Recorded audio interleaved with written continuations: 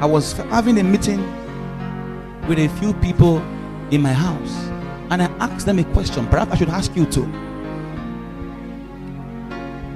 When the angel came to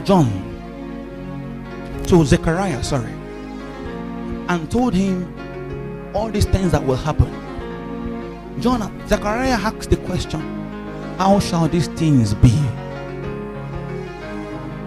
And then he got a slap for it.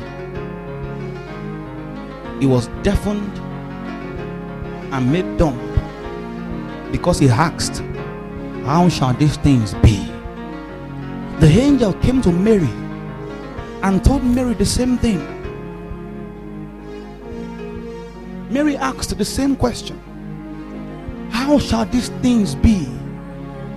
And Mary got a testimony, an explanation, a technology, introduction, chapter 1, chapter 2, as to how it will be. The same question, different responses. The question is why?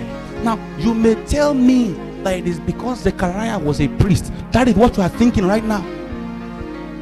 I mean, Zechariah was more mature. He was a priest. He should know better. You are correct, but that's only half the truth. Are you following what I'm talking about now? That's only what now? Half the truth. When the angel came to Mary, the angel's introduction to Mary was, thou art highly favored amongst women.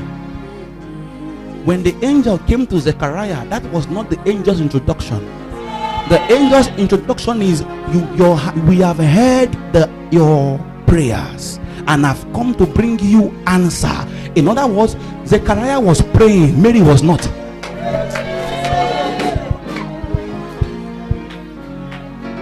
For the angel said unto him, fear not, Zechariah, for thy prayer is heard. In other words, the news I brought to you is on account of the fact that you have been praying. So it wasn't just that he was a priest, it was that he had been praying. So you mean you have been praying, and now you see an angel come to say what you have been praying for?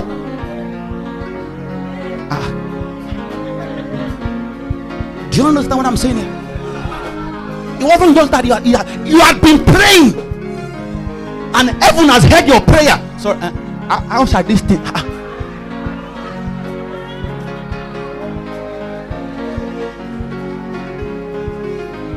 The angel came to Mary and told Mary, thou art highly favored. You've not been praying for it. You didn't even want it. We just measured you in heaven and saw that you have marked all the requirements of the virgin that will carry a child. So when she asked, how will it be? The angel needed to answer. Are you following what I'm talking about? You have been praying because it was your heart desire. You have been praying because you craved it, you wanted it. Something in you knew it was possible. Is that not so? You have been praying because God spoke to you about it. You trusted that God could do it, and now this is a crime. You know why? Because this guy was a priest. As a priest, he was bringing the prayers of all the children of Israel to the priest.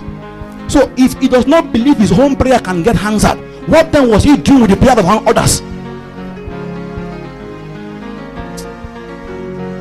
You don't understand what I'm saying?